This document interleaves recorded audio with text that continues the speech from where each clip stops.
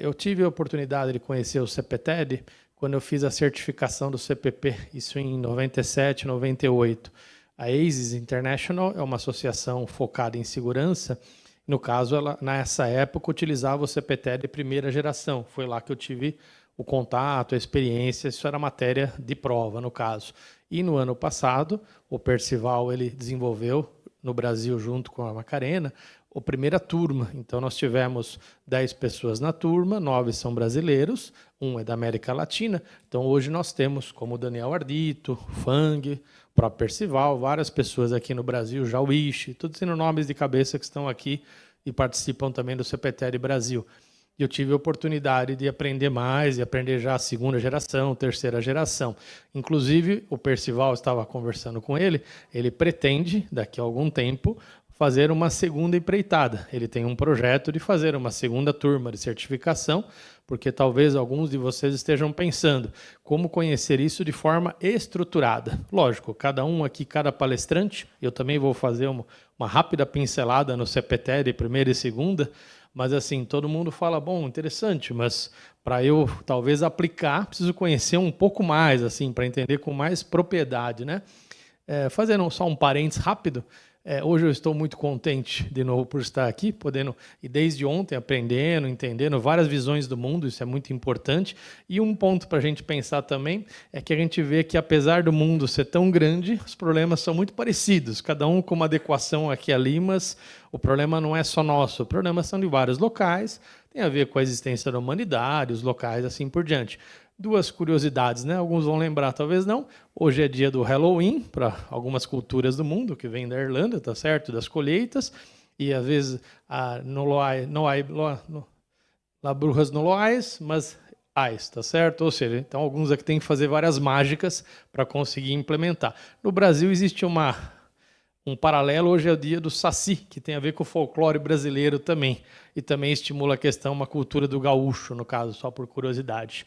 Bom, a ideia de a gente conversar aqui um pouquinho como eu expliquei, eu sou um consultor de segurança, entender dentro de um projeto de segurança, que no caso vai ser feito em cima de um projeto de arquitetura, com outras disciplinas, como a gente pode aplicar o CPTED, de forma geral. Então, a ideia em si seria essa, basicamente. Ou seja, aqui eu vou pular a parte do... Deixa eu só ver...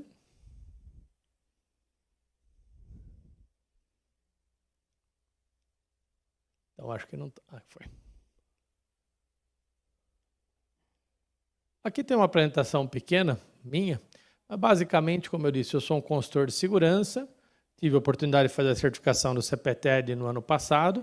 Já fiz mais de 2.000 projetos, de forma geral, de segurança, mais de 800 desses em condomínios, 200 em construtoras, ou seja, só no papel, ainda não existe nada do projeto em si.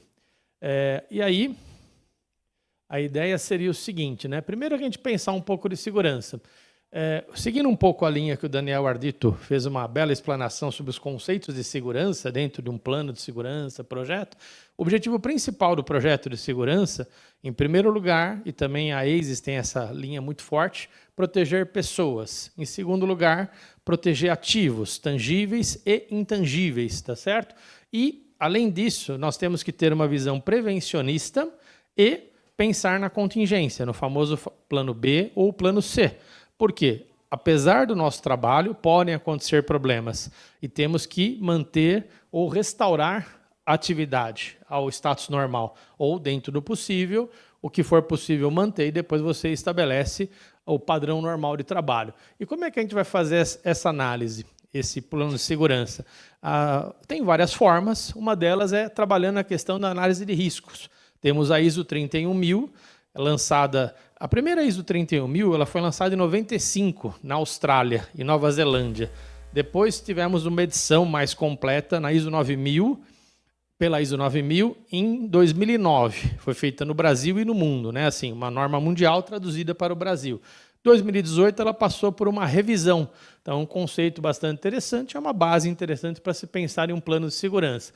E a partir do momento que você identifica os riscos, te permite uma visão priorizada desses riscos para você poder buscar novas ideias. E aí a gente vai usar as ferramentas de controle do risco, que são barreiras físicas, naturais e estruturais. Isso o CPTED tem muito a ver com a gente, ou seja, utilização do design, da arquitetura, que é praticamente, eu considero que a primeira barreira de ferramenta tem que ser pensada, porque a barreira física ela é um recurso que bloqueia no sentido de impedir, de dificultar.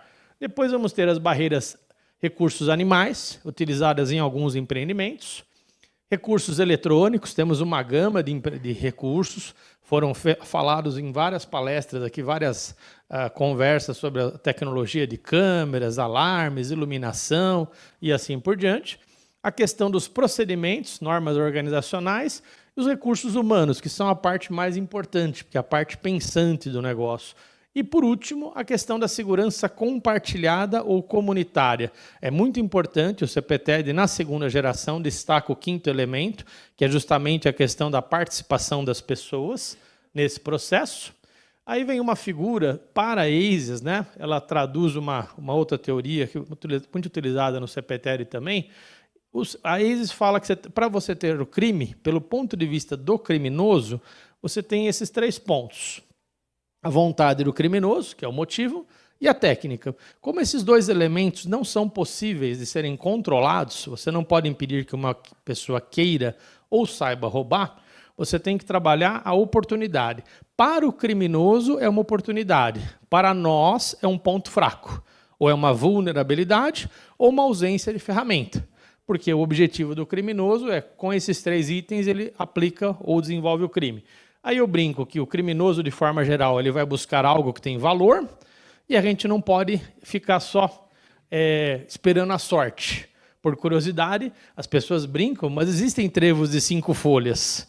Temos de 3, de 4, de 5. Nós estamos esperando lançar o de 6 folhas, que é melhor que o de 5, dá muito mais sorte, tá certo? E o criminoso, o que ele faz? Ele procura sempre o nosso ponto mais fraco. Então, se você, vamos pensar num prédio, você reforça toda a frente, se ele puder entrar por uma lateral, ele vai entrar por uma lateral. Então, você, na sua análise de risco, e dentro da visão também do CPTED, vai procurar analisar os locais e poder montar todo o seu plano de forma geral. Existe um outro conceito também muito defendido pela ACES na questão dentro da barreira, o limite de uma barreira. Ou seja, qualquer barreira pode ser transposta. Não existe barreira intransponível. Nada é intransponível. Por quê? Você tem vontade, técnica e a palavra X é tempo. Então, nós já tivemos situações de crime que as pessoas desenvolveram um túnel embaixo de rua. Aqui no Brasil já tivemos alguns eventos, já tivemos fugas dessa forma. E isso eu não estou falando só no Brasil, temos no mundo inteiro essas questões. Então, ou seja, os ladrões tiveram tempo. Aí existe um outro conceito que a gente utiliza, que são barreiras em profundidade. Então, você põe uma barreira, pensa em outra barreira, pensa em outra barreira, de forma que a soma do tempo de retardo de cada barreira me dá o tempo de resposta. E aí entra até os 4Ds que o Ardito comentou. Por quê? Você tem que dificultar, mas você tem que detectar para poder depois tomar uma resposta. Certo? Uma ação, uma resposta, aí depende do seu plano, da sua contingência. Lembrando que nós, e isso vale para um plano de segurança e vale para o nosso dia a dia, sempre nós estamos nessa gangorra.